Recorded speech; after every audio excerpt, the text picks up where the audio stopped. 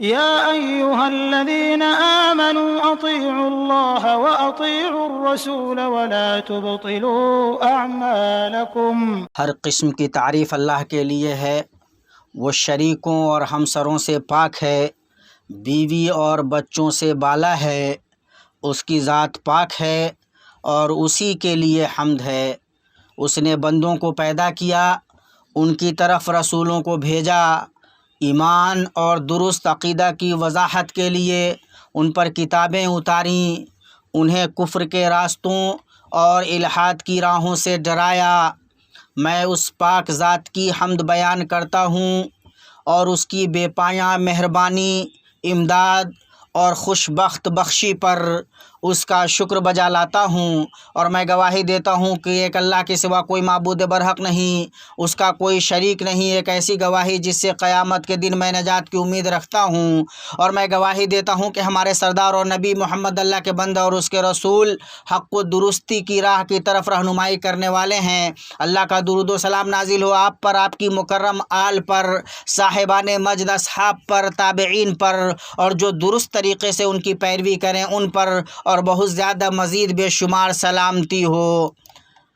اما بعد، اللہ کے بندو، اللہ کا تقوی اختیار کرو اور جان لو کہ یہ دنیا بہت زیادہ دھوکہ اور فریب دینے والی ہے۔ نفس برائی کا بہت زیادہ حکم دینے والا ہے، شیطان برائی اور بے حیائی کا حکم دیتا ہے، خسارے کی طرف بلاتا ہے۔ اس دنیا میں ابن آدم کی آرزو دراز ہے، اس میں اس کی عمر تھوڑی ہے۔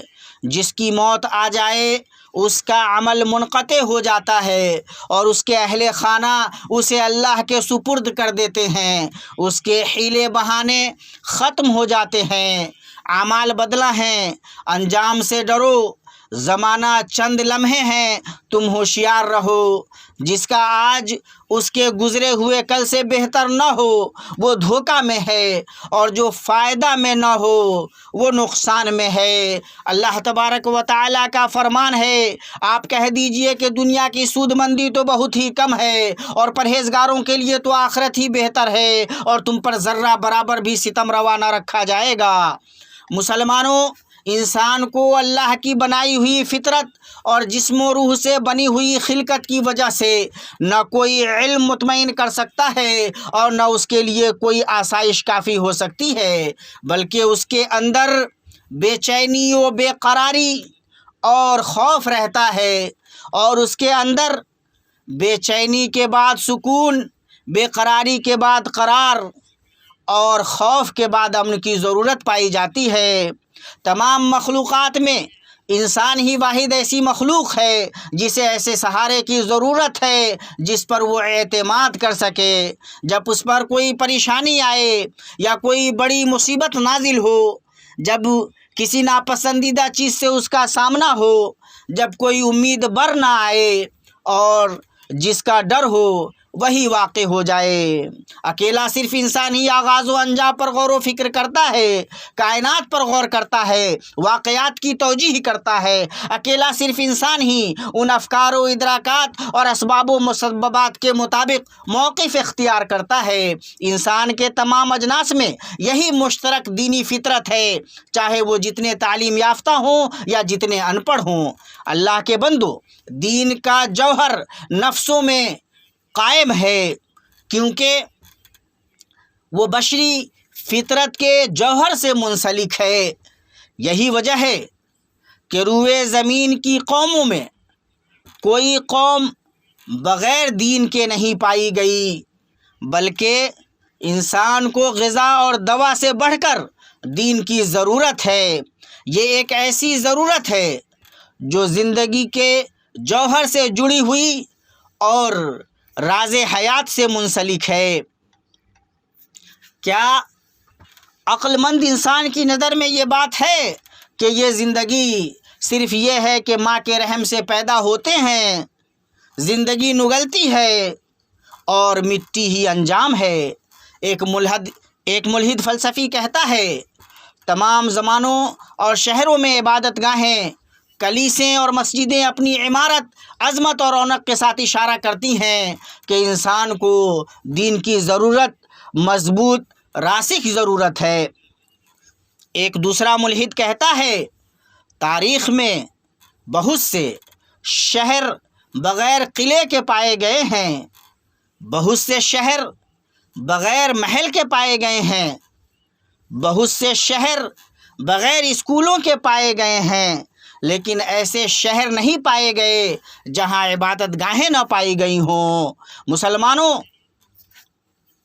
ہر انسان کے دل میں دین ایک راسخ فطرت ہے جسے اپنے ثبوت کے لیے کسی بڑے بحث و مباحثہ یا لمبی گفت و شنود کی ضرورت نہیں ہے، کیونکہ وہ بدیہی چیزوں میں سے ہے۔ انسان عبادت، عقیدہ اور ایمان پر پیدا کیا گیا ہے۔ نبی صلی اللہ علیہ وسلم کا فرمان ہے ہر نو مولود فطرت پر پیدا ہوتا ہے، یہاں تک کہ ملحد یعنی بے دین بھی یقین اور سکون تلاش کرتا ہے، اونچے مقاصد تلاش کرتا ہے، اور یہ سب سوائے صحیح عقیدہ، حق دین اور سچے ایمان کے کہیں اور نہیں مل سکتا۔ اللہ کے فضل اور احسان سے دین حق وہی ہے جو کمزوری کے وقت قوت، نا امیدی کے وقت امید، ڈر کے وقت آس، بے چینی کے وقت سکون اور تنگی و پریشانی اور مصیبت کے وقت صبر عطا کرے۔ زندگی کا کوئی مزہ نہیں ہوگا اور نہ اس میں بلند مقاصد ہوں گے جبکہ دل میں روحانی خلا پایا جائے گا۔ درست دین، اقدار و اخلاق، بلند روایات اور مطمئن زندگی کا سرچشمہ ہے۔ مسلمانوں، خالق کے سلسلے میں بعض عقلوں کا حیرت میں پڑنا کسی دلیل یا علم کی وجہ سے نہیں ہے، بلکہ یہ حیرت، جیسا کہ اہل تحقیق و نظر کہتے ہیں، ایک عارضہ اور نفسیاتی وسوسہ ہے، کوئی علمی و فکری ظاہرہ نہیں۔ اللہ تبارک و تعالی کا فرمان ہے، اور اگر تم ان کو سیدھے رستے کی طرف بلاؤ تو سن نہ سکیں، اور تم انہیں دیکھتے ہو کہ بظاہر آنکھیں کھولے تمہاری طرف دیکھ رہے ہیں مگر فی الواقع کچھ نہیں دیکھتے۔ پتہ چلا کہ ان عقلوں کے یہاں حیرت نفسیاتی آفت ہے، کوئی عقلی شبہ نہیں۔ بھائیو، الحاد یعنی بے دینی ایمان نہیں بلکہ ایمان سے محرومی ہے۔ ملحد اس لیے ملحد ہے کہ اس نے ایمان کے دلائل کو نہیں سمجھا، وہ اس لیے ملحد نہیں کہ وہ ایمان کی نفی پر دلائل رکھتا ہے، اس لیے کہ ملحد کے دل میں جو ہے وہ اللہ پر ایمان کا فقدان ہے، نہ یہ کہ ایمان ہے کہ کوئی معبود نہیں۔ انکار اور شک کرنے والے کا نہ کسی صحیح علم پر مدار ہے اور نہ صریح عقل پر، بلکہ وہ انکاری ہے کہ اس نے دلیلوں کو نہیں سمجھا، اسے اس کی قدرت نہیں کہ وہ اپنے اعتقاد کی دلیل دے سکے۔ اسی لیے ان کے بعض فلاسفہ نے کہا کوئی حقیقی ملحد نہیں پایا جاتا۔ بھائیو، ملحد کا ضمیر راحت نہیں پاتا کیونکہ وہ فطرت کے موافق نہیں ہوتا، اس کا اندرون مطمئن نہیں ہوتا اس لیے کہ وہ عقل کے مطابق نہیں ہوتا۔ اس نے واضح چیزوں پر دلیل طلب کی، وہ اس کی مانند ہے جو یہ چاہتا ہے کہ سورج کی روشنی کو دیے سے روشن کرے۔ اس کے نزدیک کسوٹیاں الجھ گئیں، چنانچہ واضح چیزوں کے سلسلے میں اس کی عقل بھٹک گئی، وہ معدوم وہم سے چلتا ہے اور وہ موہوم عدم کا لالچ رکھتا ہے۔ ابن تیمیہ رحمہ اللہ کی بات پر غور کرو، بہت سے ضروری علوم فطری ہیں، جب دلیل طلب کرنے والا ان پر دلیل طلب کرے تو دلیل چھپ جاتی ہے اور وہ شک میں پڑ جاتا ہے۔ مسلمانوں، دل کمزور ہیں، شبہات اچک لینے والے ہیں، خواہشات گمراہ کن ہیں، شہوات و خواہشات شبہات کا گزرنا آسان کر دیتے ہیں۔ معلوم ہوا کہ شہوات و خواہشات شبہات کو آسانی سے گزارنے والی ہیں۔ مسلمانوں، الحاد قلبی شک اور فکری انتشار سے بنا ہوا ہے۔ تم انہیں کہتے ہوئے دیکھو گے ہم شک سے چلتے ہیں تاکہ یقین تک پہنچیں۔ یہ ویسے ہی ہے جیسے کوئی کہے ہم زہر پیتے ہیں تاکہ اس کے بعد دوا کا تجربہ کریں۔ مسلمانوں، عقلوں اور فطرتوں کے لیے اللہ پاک کا وجود سورج کے ظہور اور دن کی روشنی سے زیادہ واضح ہے، اور جو اپنی عقل و فطرت میں ایسا نہ دیکھے اسے اپنی عقل و فطرت کو متہم کرنا چاہیے۔ ہر وہ چیز جسے تم اپنی آنکھ سے دیکھتے ہو، کان سے سنتے ہو اور عقل سے سمجھتے ہو، وہ تمہارے لیے تمہارے رب کے ہونے پر دلیل ہے۔ اللہ تبارک و تعالیٰ کا فرمان ہے، کیا یہ بغیر کسی پیدا کرنے والے کے خود بخود پیدا ہو گئے ہیں یا یہ خود پیدا کرنے والے ہیں؟ اللہ کو جاننے کا راستہ ضروری ہے، اس میں کوئی شک نہیں۔ اسی لیے رسولوں نے اپنی قوموں سے کہا، کیا آسمانوں اور زمین کو پیدا کرنے والے حق تعالیٰ کے بارے میں تمہیں شک ہے؟ سبحان اللہ، اس پر کیسے دلیل طلب کی جا سکتی ہے جو خود ہر چیز پر دلیل ہے؟ اللہ پر دلالت کے لیے مخلوقات کی سانسوں کی تعداد کے برابر راستے ہیں۔ ہر چیز میں اس کی نشانی ہے جو اس بات پر دلالت کرتی ہے کہ وہ ایک ہے۔ بھائیو، ملحد نے اپنے رب کو چھوڑا اور نیچر کی عبادت کی، اللہ کی نافرمانی کی اور انسان کی فرما برداری کی، شریعت کو چھوڑا اور وہم کی پیروی کی، دینداروں پر اتباع کو معیوب جانا اور وہ خود اہل الحاد کے کہے سے لٹکا رہا، دین میں دل کے مخاطب کیے جانے کو برا جانا اور وہ حیران ہے کہ اس کے دل کو کون مخاطب کر رہا ہے۔ اس نے اعتماد کا دعویٰ کیا جبکہ بے چینی اس کے دل میں بھری ہوئی ہے، اس کو یقین کا گمان ہے جبکہ حیرت اس کے پورے وجود پر مسلط ہے۔ مسلمانوں، دین کی جہالت کسی بھی جگہ اور کسی بھی زمانے میں الحاد و بدینی کی نشو و نما کے لیے زرخیز مٹی ہے، اور صحیح دین جتنا زیادہ راسخ ہوگا گمراہی اتنی زیادہ دور ہوگی۔ بھائیو، حق کو ماننا نہ دلیل کی قوت پر منحصر ہے اور نہ دلیل کے واضح ہونے پر، بلکہ وہ تو حقیقت کی طلب اور اس کے حرص میں صدق و سچائی پر منحصر ہے۔ اسی لیے حقائق کی گفتگو ایسے شخص سے کرنا جو اس کی طلب میں سچا نہ ہو بیکار کی محنت ہے۔ ان تمام باتوں کے بعد اے منکرو، شک کرنے والو اور ملحدو، اگر تم ناشکری کرو تو یاد رکھو کہ اللہ تعالیٰ سب سے بے نیاز ہے اور وہ اپنے بندوں کی ناشکری سے خوش نہیں، اور اگر تم شکر کرو تو وہ اسے تمہارے لیے پسند کرے گا۔ اور یہ بات ہے کہ جسے اللہ ہی نور نہ دے تو اس کے پاس کوئی روشنی نہیں ہوتی، اور جس کو فتنہ میں مبتلا کرنا اللہ کو منظور ہو تو آپ اس کے لیے خدائی ہدایت میں سے کسی چیز کے مختار نہیں۔ اللہ تبارک و تعالیٰ کا فرمان ہے، کیا یہ بغیر کسی پیدا کرنے والے کے خود بخود پیدا ہو گئے ہیں یا خود پیدا کرنے والے ہیں؟ کیا انہوں نے ہی آسمانوں اور زمین کو پیدا کیا ہے؟ بلکہ یہ یقین نہ کرنے والے لوگ ہیں۔ کیا ان کے پاس تیرے رب کے خزانے ہیں یا ان خزانوں کے یہ داروغہ ہیں؟ یا کیا ان کے پاس کوئی سیڑھی ہے جس پر چڑھ کر سنتے ہیں؟ اگر ایسا ہے تو ان کا سننے والا کوئی روشن دلیل پیش کرے۔ کیا اللہ کی تو سب سے لڑکیاں ہیں اور تمہارے ہاں لڑکے ہیں؟ کیا تو ان سے کوئی اجرت طلب کرتا ہے کہ اس کے تاوان سے بوجھل ہو رہے ہیں؟ کہ ان کے پاس علم غیب ہے جسے یہ لکھ لیتے ہیں؟ کیا یہ لوگ کوئی سازش کرنا چاہتے ہیں تو یقین کر لیں کہ کافر خود ہی اپنی سازشوں کے شکار ہیں۔ کیا اللہ کے سوا ان کا کوئی معبود ہے؟ ہرگز نہیں، اللہ تعالیٰ ان کے شرک سے پاک ہے۔ اللہ مجھے اور آپ کو اپنی کتاب کے طریقے اور اپنے نبی محمد صلی اللہ علیہ وسلم کی سنت سے نفع پہنچائے۔ میں اپنی یہ بات کہتا ہوں اور اپنے لیے، آپ کے لیے اور بقیہ تمام مسلمانوں کے لیے ہر گناہ اور خطا سے مغفرت طلب کرتا ہوں۔ تم بھی اس سے مغفرت طلب کرو، بلا شبہ وہ بڑا بخشنے والا اور نہایت رحم کرنے والا ہے۔ ہر قسم کی تعریف اللہ کے لیے ہے۔ اس نے اپنی وحی سے نفسوں کو زندہ کیا، اپنی آیتوں سے دلوں کو شفا بخشی۔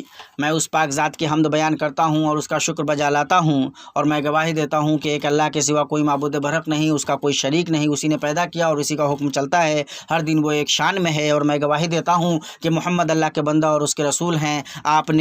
اللہ نے آپ کے ذریعہ اندھی آنکھوں کو کھولا تو وہ دیکھنے لگے، بہرے کانوں کو کھولا تو وہ سننے لگے، اور بند دلوں کو کھولا تو وہ سمجھنے لگے، اور اللہ کی اطاعت کے لیے عقلی، قولی اور عملی طور پر رام ہو گئے، اور اس کی خوشنودی کی ہموار راہوں پر چلنے لگے۔ درود و سلام اور برکتیں نازل ہوں آپ پر، آپ کے آل و اصحاب پر، درست طریقے سے ان کی پیروی کرنے والوں پر، اور بہت زیادہ سلامتی ہو۔ اما بعد، مسلمانوں، انسان سے بہتر اللہ کی کوئی مخلوق نہیں۔ اللہ نے اسے زندہ، جاننے والا، قدرت رکھنے والا، بولنے والا، سننے والا، دیکھنے والا اور عقل والا پیدا کیا۔ جہاں تک ملحدوں کی بات ہے تو انہوں نے انسان کو ربانی تکریم کی عزت سے نکال نکال کر حیوان کے گڑھے تک اور حیوان سے بھی بدتر درجے تک گرا دیا، اور اس سے عقل کی خاصیت چھین لی کہ انسان اپنی عقل سے ہی شعور اور آزاد ارادہ کے ساتھ تمام مخلوقات سے بلند ہوتا ہے۔ یہ کوئی ظاہری جبلی خصلت نہیں۔ ملحدوں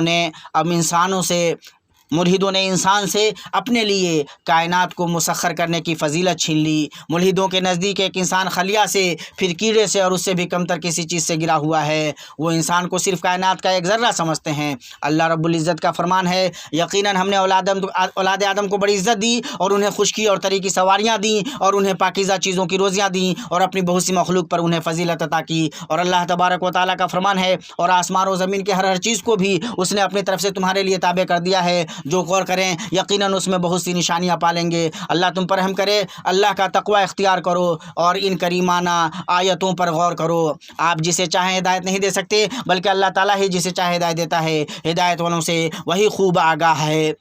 آپ کہہ دیجئے کہ اپنے مسلمان ہونے کا احسان مجھ پر نہ رکھو، بلکہ دراصل اللہ کا تم پر احسان ہے کہ اس نے تمہیں ایمان کی ہدایت دی اگر تم راست گو ہو۔ اللہ تعالیٰ جس کی رہبری فرمائے وہ راہ راست پر ہے، اور جسے وہ گمراہ کر دے ناممکن ہے کہ آپ اس کا کوئی کارساز اور رہنما پا سکیں۔ انہیں ہدایت پر لا کھڑا کرنا تیرے ذمے نہیں، بلکہ ہدایت اللہ تعالیٰ دیتا ہے جسے چاہتا ہے۔ اللہ جس کو چاہے بے راہ کر دے اور وہ جس کو چاہے سیدھی راہ پر لگا دے۔ اور اگر آپ کا رب چاہتا تو روئے زمین کے سب لوگ ایمان لے آتے۔ تو کیا آپ لوگوں پر زبردستی کر سکتے ہیں یہاں تک کہ وہ مومن ہی ہو جائیں؟ حالانکہ کسی شخص کا ایمان اللہ تعالیٰ کے حکم کے بغیر ممکن نہیں، اور اللہ تعالیٰ بے عقل لوگوں پر گندگی ڈال دیتا ہے۔ آپ کہہ دیجئے تم غور کرو کہ کیا کیا چیزیں آسمانوں میں اور زمین میں ہیں، اور جو لوگ ایمان نہیں لاتے ان کو نشانیاں اور دھمکیاں کچھ فائدہ نہیں پہنچاتی۔ یہ باتیں رہیں، اور درود و سلام بھیجو ہدیہ کی ہوئی رحمت اور تحفہ دی گئی نعمت تم اپنے نبی محمد رسول اللہ پر، کہ اس کا حکم تمہارے رب نے اپنے محکم تنزیل میں دیا ہے۔ اس نے کریمانہ بات کہی ہے اور وہ اپنی بات میں سچا ہے۔ اللہ تعالیٰ اور اس کے فرشتے اس نبی پر رحمت بھیجتے ہیں۔ اے ایمان والو تم بھی ان پر رحمت بھیجو اور خوب سلام بھی بھیجتے رہا کرو۔ اے اللہ درود و سلام اور برکت نازل فرما اپنے بندے اور رسول ہمارے نبی محمد مصطفیٰ نبی مجتبیٰ پر، آپ کی طیب و طاہر آل پر، مومنوں کی مائیں ان کی بیویوں پر، اور اے اللہ تو راضی ہو جا ان کے چاروں ہدایت یافتہ خلفاء ابو بکر، عمر، عثمان اور علی سے، اور تمام صحابہ سے، تابعین سے، اور تا قیامت درست طریقے سے ان کی پیروی کریں ان سے، اور اپنے عفو و کرم اور احسان و سخا سے ہم سے بھی، اے اکرم المکرمین۔ اے اللہ اسلام اور مسلمانوں کو غلبہ عطا کر، اے اللہ اسلام اور مسلمانوں کو غلبہ عطا کر، اے اللہ اسلام اور مسلمانوں کو غلبہ عطا کر، شرک اور مشرکین کو رسوا کر، سرکشوں، ملحدوں اور بقیہ دین و ملت کے تمام دشمنوں کو ناکام و نامراد کر۔ اے اللہ ہمیں اپنے وطن میں امن سے نواز، اے اللہ ہمیں اپنے وطن میں امن سے نواز۔ ہمارے سربراہوں اور حکمرانوں کی اصلاح فرما اور ہماری سربراہی انہیں بخش جو تجھ سے خوف کھائیں، تیرا تقوی اختیار کریں اور تیری خوشنودی کی پیروی کریں۔ اے اللہ ہمارے سربراہ اور حکمران کو تو اپنی توفیق یاب کر، تو اپنی طاعت سے انہیں معزز کر، ان کے ذریعے اپنے کلمہ کو بلند کر، انہیں اسلام اور مسلمانوں کے لیے باعث نصرت بنا، انہیں ان کے ولی عہد، ان کے اخوان و اعوان کو اس کی توفیق دے جو تیری مرضی اور منشا کے مطابق ہو، اور انہیں بھلائی اور تقوی کی راہ پر چلا۔ اے اللہ مسلمانوں کے حکمرانوں کو اپنی کتاب اور اپنے نبی کی سنت کے مطابق عمل کرنے کی توفیق دے، انہیں اپنے مومن بندوں کے لیے رحمت بنا اور حق و ہدایت پر انہیں متحد کر دے۔ اے رب العالمین، اے اللہ اے اللہ اے اللہ اے اللہ مسلمانوں، اے اللہ ہدایت دے مسلمانوں کو، اے اللہ اور ایسا سماج مسلمانوں کا بنا دے جس میں امر بالمعروف ہو رہا ہو۔ اے اللہ جو ہمارے ساتھ اور ہماری کتاب کے ساتھ، ہمارے دین کے ساتھ برائی کا ارادہ کرے، ہمارے امن کے ساتھ برائی کا ارادہ کرے، اے اللہ تو اس کو اسی میں الجھا دے اور اس کی سازش کو اسی پر لوٹا دے۔ اے اللہ ہم ان کے شر سے تیری پناہ چاہتے ہیں اور ہم تمہیں ان کے مقابلوں میں رکھتے ہیں۔ اے اللہ مسجد اقصیٰ کو قابضوں اور غاصبوں سے آزاد کر۔ اے اللہ اس گھر کی شان بلند کر، اس کا مقام اونچا کر، اس کی عمارت مضبوط کر، اس کو ستونوں کو ثابت کر۔ اے دعائیں کو سننے والے، اے اللہ سرحدوں پر تعینات ہمارے سپاہیوں کی مدد فرما۔ اے اللہ ان کی رائے درست کر، ان کے نشانے صحیح کر، ان کی کمر کس دے، ان کے عزائم مضبوط کر، ان کے پاؤں جما دے، ان کو دل جمی عطا کر۔ اے اللہ ہم نے اپنے اوپر ظلم کیا ہے اور اگر تو ہم پر رحم نہ کرے گا تو ہم نقصان اٹھانے والوں میں سے رہ جائیں گے۔ اے اللہ ہمیں دنیا میں بھلائی دے، آخرت میں بھلائی دے اور جہنم کے عذاب سے بچا۔ سبحان رب العزت عما یصفون وسلام علی المرسلین والحمد للہ رب العالمین۔